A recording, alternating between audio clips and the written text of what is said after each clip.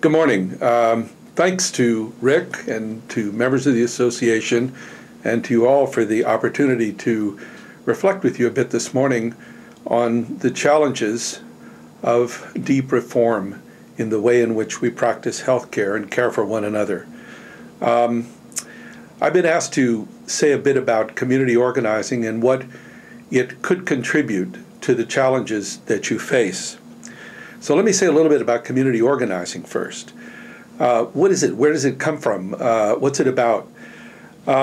Some locate the origins of organizing in faith traditions.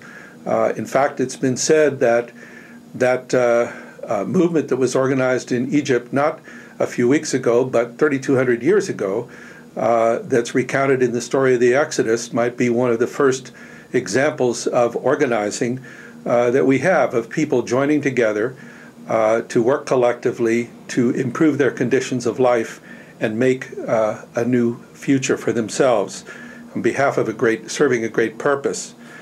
Others locate the origins of organizing in a civic tradition, perhaps starting with the Greeks in Athens and the whole idea that we can govern ourselves, which of course came up through the Protestant Reformation into this country as a critical founding piece of our own story as a nation.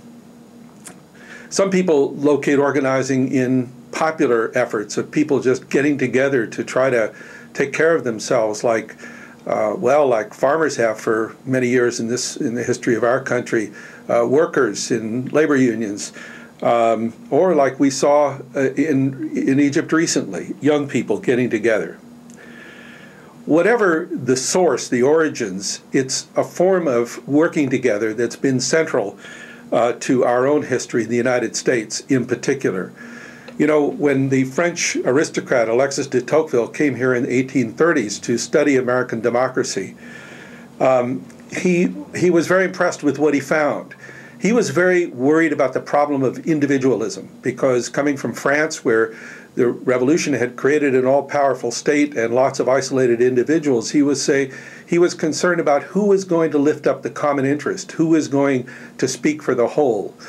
So he was worried about that, and he came to this country and he found a rich culture of civic associations, of people joining with one another on behalf of common purposes. And he wrote about that, what he found, and used the phrase, in a democracy, he said, knowledge of how to combine is the mother of all forms of knowledge. On it depends all others. That's quite a claim to make. His point is that in a democracy, it's not only the protection of individual liberties that matter, but also the creation of collective capacity. What he thought was so important about civic associations was that first, they brought individuals together in a way that they could learn from one another and find out and learn what their common interests were so they could act on them together. Secondly, it was important, they were important because in a democracy, being able to count more voices matters. And thirdly, because they were voluntary associations, it meant that people weren't coerced into participating, and they weren't fired if they didn't participate, but they had to choose to commit to participating, which meant that they were crucibles for rekindling the values of our democracy through the participation. Now, my own introduction to organizing came in the 1960s when, after growing up in Bakersfield, California, where my father was a rabbi, my mother a teacher, and I'm sure that's where I get some of the stories that I bring to this. I was completing my third year at Harvard when I volunteered for the Mississippi Summer Project, and I went to Mississippi as part of the Freedom Summer movement of 1964, and that's really where I got introduced to organizing. And I came to understand that organizing was a critical way people could make change. We knew, for example, that that unless the people who were suffering from the inequality themselves became authors of a change in that inequality, it wouldn't be real. It wouldn't last. We learned that underneath problems of equality and inequality and fragmentation, you have to ask the question, well, why is it this way? And you often find that some people are benefiting even as others are losing, which means there's resistance to change. And so unless those who have been losing find ways to join together and combine their resources, just like the people in the Montgomery bus boycott did in 1955 and 6, when they learned that bus fare added together could become a powerful, an important source of power to change the policies of that bus company. Unless people join together in those ways, things just won't change. On the other hand, if they are authors of that change, they change not only outside, but also inside. And that takes organizing, and it takes skilled leadership to do. After I was introduced to this work in the civil rights movement, I then went back to California, where I grew up, perhaps tired of being an outside agitator, and went to work with Cesar Chavez for the next 16 years organizing farm workers in California. And we learned the same lessons about the importance of power, of collective action, and of leadership in making it work. After another 10 years of union issue and electoral organizing, mostly in the West, I came back to school. So many of us involved in activism spend all our time acting. We forget about reflecting on what we're doing, and I found that I was starved for that. And so in 1991, I came back, finished my senior year, graduated class of 64-92, came to the Kennedy School to do a master's and then a PhD, and now I teach here.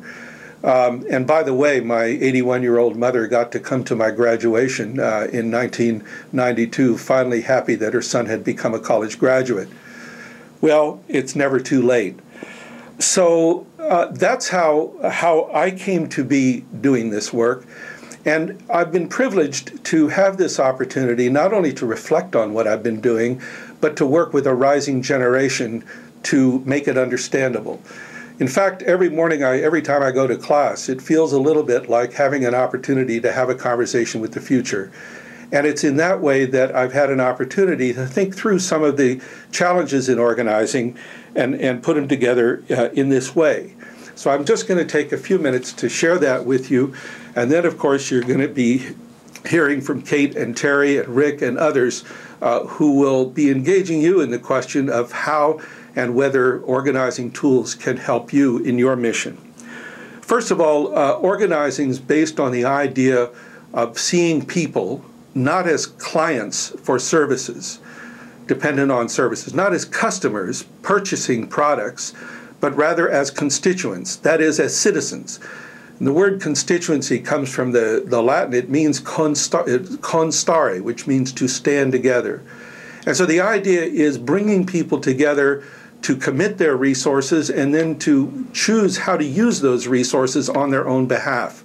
So organizers work with constituents, not with clients and not with customers. Now that requires a certain kind of leadership. And so the understanding of leadership that we have is that it's about accepting responsibility for enabling others to achieve purpose under conditions of uncertainty. Now let me go back over that. First, it starts, of course, with responsibility. And then it's about enabling others. Leadership's not about being a diva or a shining star in the universe illuminating everyone with its brilliance. It's about engaging with other people in, third thing, purposeful action. And finally, under conditions of uncertainty. And it's the conditions of uncertainty that make it so challenging, because that means there's a challenge to the head, to the hands, and to the heart. To the hands, there's the challenge of, how do I get the skills I need to deal with this new challenge? To the head, it's the challenge of, how do I use my resources in strategic ways to accomplish my purposes? And the challenge to the heart is, how can I find the courage, the faithfulness, the persistence, the empathy, the confidence to engage with these risks and deal with them creatively and purposefully? Now, so the way we approach leadership and organizing then is that it's about not only about exercising one's own leadership, but developing the leadership of others, building community around that leadership, and building power from the resources of that community. There are 5 core practices on which we focus. The first is relationship building, because that's the foundation around of creating common interests and commitments.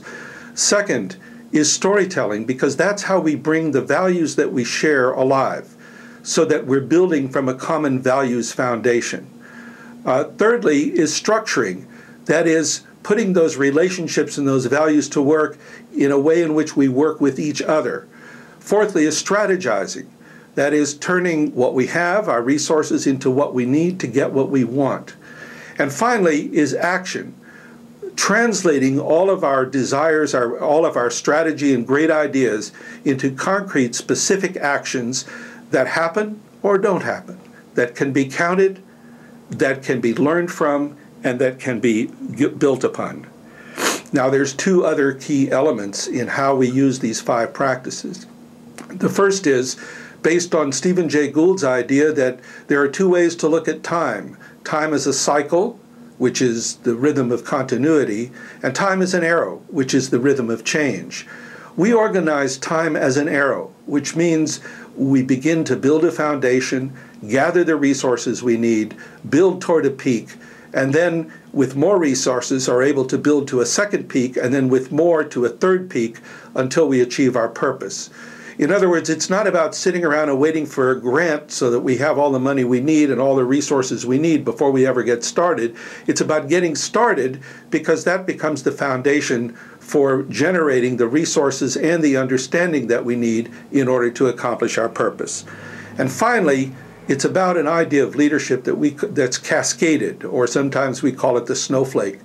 The idea is that once upon a time we thought that the way to get things done was to create big, powerful command and control organizations in which some boss way on top figured everything out and told everybody else what to do. Well, that worked to accomplish certain purposes, but it was a big cost.